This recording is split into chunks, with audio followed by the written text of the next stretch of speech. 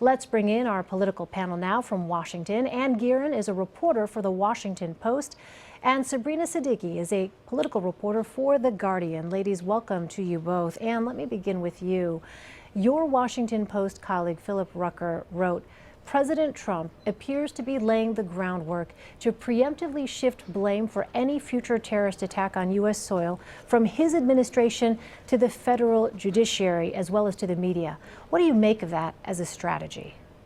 Well, I mean, I think we do see the building blocks of a strategy to say that his own action or inaction it isn't to blame for anything that comes down the pike or isn't solely to blame. I think, clearly he has a demonstrated history and a successful one of blaming the media for just about anything, and getting, during the campaign, it was a huge applause line. But now, as president, it's problematic because it's hard for him to sustain this argument when clearly there are ways that anyone, kind of doing a Google search can see that indeed, as you pointed out earlier, these incidents were covered, and there's certainly no truth to the idea that there's an agenda against covering terrorist attacks by anyone, by any media organization. I think there's a limit to how viable that argument is long term. In the case of the judiciary, again, there's a demonstrated history there. Remember, he went against, very hard against Judge Curiel during the election, and now he is arguing vociferously against a Bush-appointed judge, and presumably, if the Ninth Circuit goes against him, against that mixed three-judge panel of Republican and Democratic-appointed judges as well. Again, there's a limited, that strategy has its limits. Certainly, many Republicans who would otherwise support him might draw the line at the idea that there's some kind of war against the presidency being waged by the judiciary. Sabrina, let me ask you. At CIA headquarters, Mr. Trump attacked media coverage of his inauguration crowd, and now at U.S. Central Command, he attacked the press again.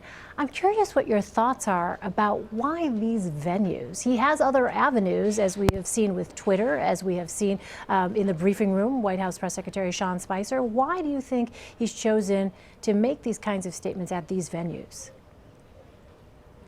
Well, part of it has to do with the fact that Donald Trump, if you think about it, has been playing defense ever since he took office. And in his remarks in particular today, he is on the defensive with respect to the travel ban, certainly more so after the federal judge, of course, ruled to temporarily block his executive order from staying in effect. And so I think he is continuing to react to coverage that he deems negative and is trying to paint this idea that there's some sort of conspiracy against him in order to justify actions that he's taken, in particular with the travel ban, because that has come under a great deal of scrutiny, not just by his political opponents, but from members of his own party as well. And I think that from start to finish, it's been jarring for observers that the Trump administration did not take steps to really ensure that the legal framework was in place when it was rolling out the ban. They did not brief the appropriate agencies. So that's also an area where he has had to play defense and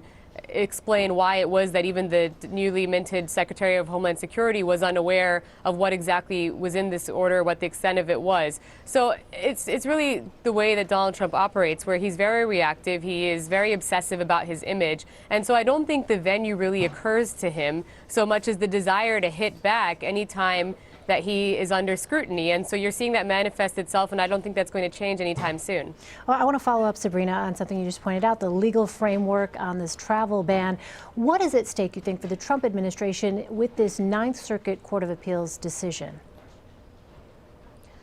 Well, for now, of course, the judge had only ruled to place a temporary restraining order on the travel ban, and what their opponents of the travel ban are looking for is for a more permanent block of the policy from remaining in effect. And I think that the main loophole with respect to the way that the travel ban was framed is, and certainly what civil liberties advocates are going to go after, is the fact that they made very clear that there will be priority granted to religious minorities, and in fact went so far as to explicitly state in the text of the executive order that you have to be a religious minority in order to receive priority once they resume letting refugees in and other immigrants from these countries. And these are all Muslim majority countries. So that's almost by definition saying you have to be non-Muslim in order to be given any kind of preference, which of course comes down to discriminating on the basis of religion. Of course, also they're also going to make the case that they're discriminating on the basis of nationality by identifying just these 7 particular countries and not really being able to produce an imminent threat that's being directly posed by immigrants who are coming in from these countries. I think it goes back to that list that you were referring to and that Anne was speaking to about these terrorist attacks, which were, as Anne mentioned, indeed covered by the press. Even on that list, if you look at the perpetrators, there's not a significant number of them who actually come from the countries that have been identified in this ban. So the administration is really struggling to justify how broad and how sweeping this particular order is. Yeah, you bring up an excellent point, Sabrina. I'm sure other people will be noting that as well. On another topic, Anne, let me ask you, the president said a repeal of Obamacare would be a key early priority, but that timeline may be changing. Here's a clip of him with Bill O'Reilly. Let's take a listen. And Americans in 2017 expect a new health care plan rolled out by the Trump administration this year. Yeah, in the process, and maybe it'll take till sometime into next year, but we are certainly going to be in the process. So we are putting in a wonderful plan. It's statutorily takes a while to get. We're going to be putting it in fairly soon. I think that, yes, I would like to say by the end of the year, at least the rudiments, but we should have something within the year and the following year. All right, so he says a change would likely be next year. And what does this delay mean, given that it was a key campaign pledge?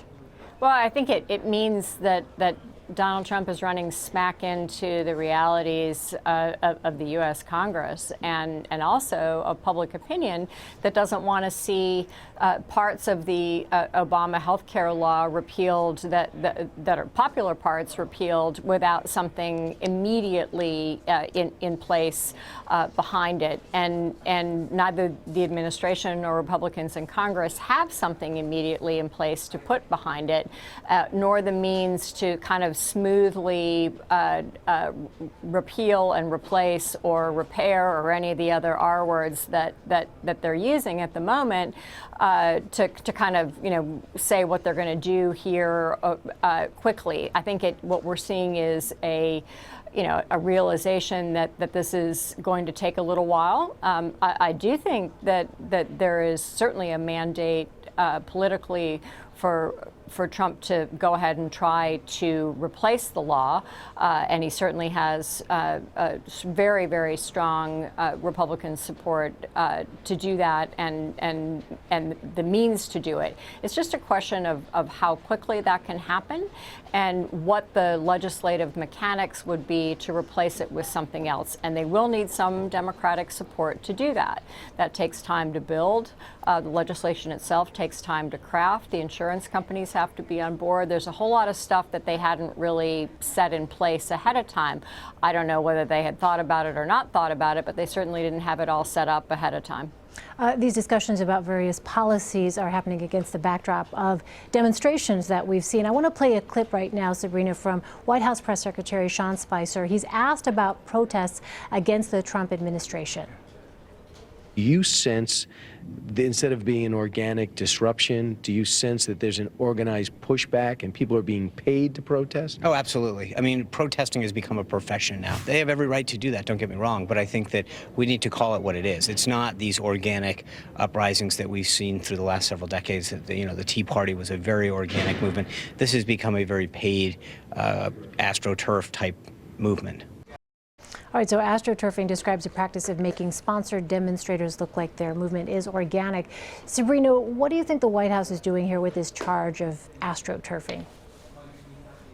Well, they're trying to push back against the notion that there is a resistance forming to Donald Trump's presidency, even though we're, of course, in the very early stages. But insofar as there might be some organized efforts, certainly by liberal and progressive groups who are trying to get their supporters out there and to keep momentum on their side as they fight against some of these policies, certainly the majority of the protests are happening across the country, especially when you're seeing crowds that are in the tens of thousands, are not all paid protesters. I also think that as we near midterms, you'll see a little bit more of that political money being thrown into the fight by super PACs on both sides of the aisle. But for now, it certainly has been very organic. If you talk to a lot of the organizers of these protests who started with something as simple as a Facebook event, that's how the Women's March, for example, began, and then it catapulted into something much larger. I think also somewhat ironic is that because Sean Spicer used the Tea Party as an analogy, actually the Tea Party too was eventually funded by groups like the Koch brothers in terms of trying to win back seats in the 2010 midterms through the group Americans for Prosperity. That was, of course, the super PAC that they are behind. They poured a lot of money into the Tea Party movement. So it's inevitable that at some point you will see those outside groups get more and more involved. But for now, the White House just has to contend with these images that they're seeing flashed across the screen of people who are coming out opposed to Donald Trump's rhetoric, and as well as, of course, this travel ban. And on the one hand, they're trying to blame paid protesters, and on the other, as we were talking about at the top of the show, they've made an attack dog of the media, and they're trying to place blame on the coverage that they're receiving in the press because they don't really have any sufficient answers, particularly because Donald Trump does not want to actually shift his tone or the direction that he plans to take in terms of his priorities. And let me ask you, Sabrina noted the reference to the Tea Party. The New York Times had a headline last week that Trump protesters are pulling from the Tea Party's 2009 playbook.